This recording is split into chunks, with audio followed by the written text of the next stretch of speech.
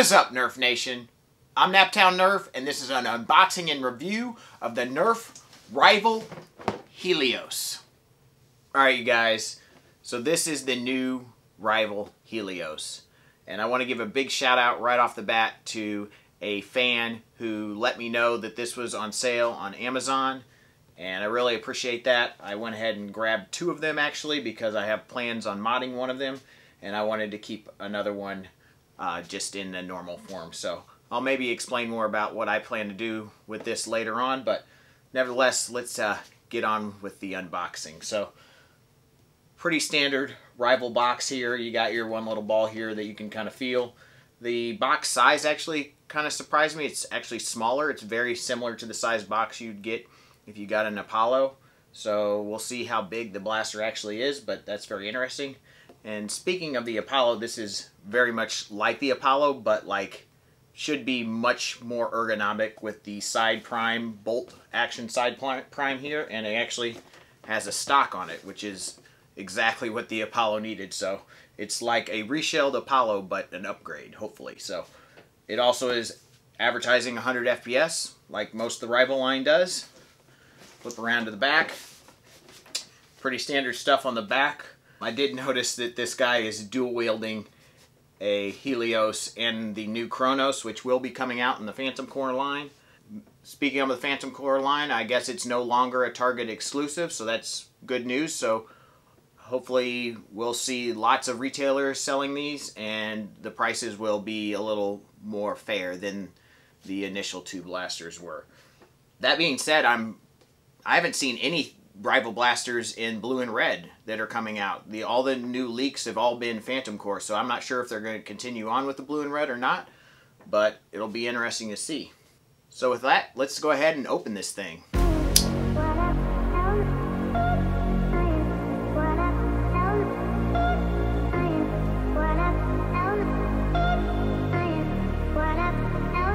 Alright, obviously we get the blaster with a 7-round magazine, 7 high-impact rounds, your red and blue flag, and your bolt, along with some instructions. Alright, you guys, this is the Helios, and it is a very cool-looking blaster, very compact, very small. I think it's got a little bit shorter stock than the Hera does. I actually have my Hera over here to compare. So here's the Hera, here's the Helios, and you can see that it is maybe an 1.5 inches or so shorter, the stock is. It's hard to tell there, but it is about a little bit shorter than the Hera is. It is very similar size actually to the Apollo, so they are like identical actually. So that's how long it is. That will give you a very good idea if you own an Apollo. If you shouldered your Apollo just like this, that's how long this is. So maybe a little shorter than I expected. I expected it to be maybe 1 inch or 2 back, but still not too bad. I mean, it's compact, but let's go ahead and throw the bolt in.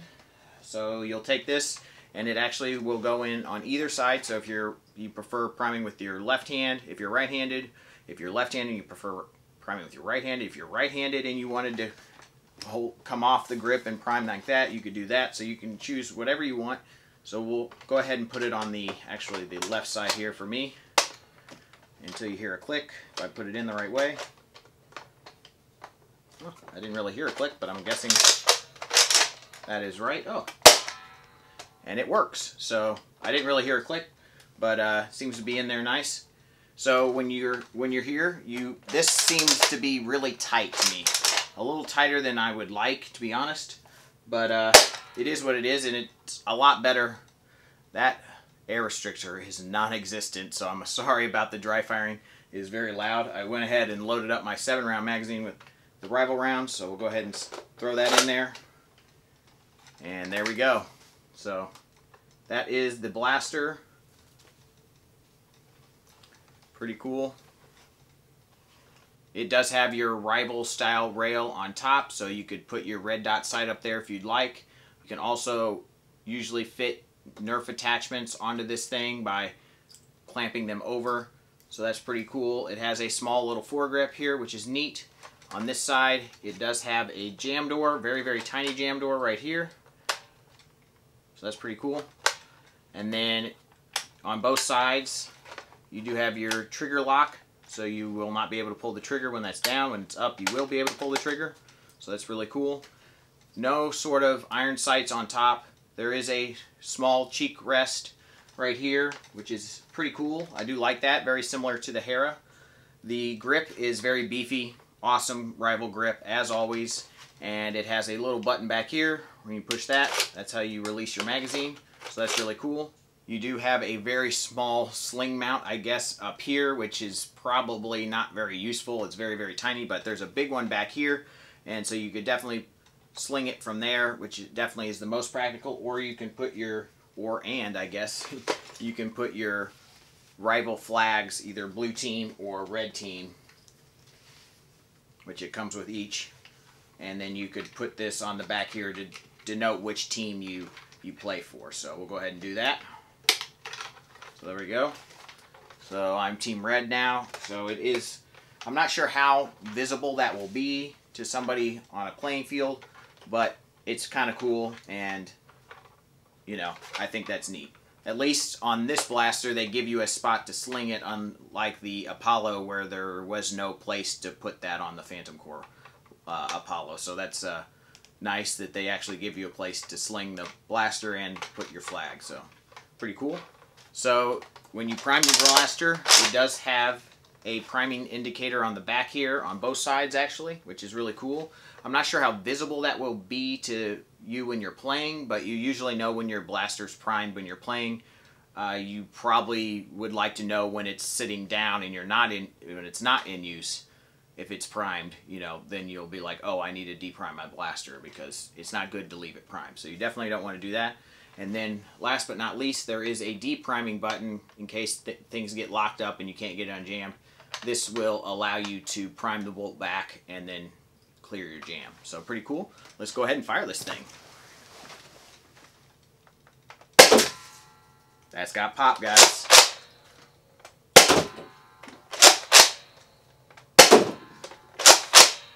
And if you haven't noticed, that thing retracts. You don't have to push it forward, which is really nice. Another thing the Apollo was missing, so that is awesome that it just automatically retracts back there so you're able to fire. But this thing is loud, very, very loud, and you literally have your ear right next to where the noise is coming from. So it is a very loud blaster, I'd have to say. So that's a good look at the Helios. Let's go ahead and take it outside, put it over the chronograph, and see what kind of ranges we're getting. Alright you guys, let's see what the Helios has to offer us over the chronograph. I'm fairly certain that this is going to get very standard FPS and range as all the other Rival line, but we'll go ahead and test it out. Today is a bit windy, so that could affect things, especially range with the balls. They don't do well in the wind, and hopefully it does not affect the FPS that much, but we will soon find out. Let's go ahead and throw it over there. I brought out a 7-round mag to go along with the one it came with, and I'm really glad that they brought these back in the line. That's really cool. So we'll have plenty of shots to test, so let's go ahead and do it. 78, 95, that's a little bit better, 85, 88, 83, 81, 95. Yep. Let's go ahead and put another 7-rounder in there.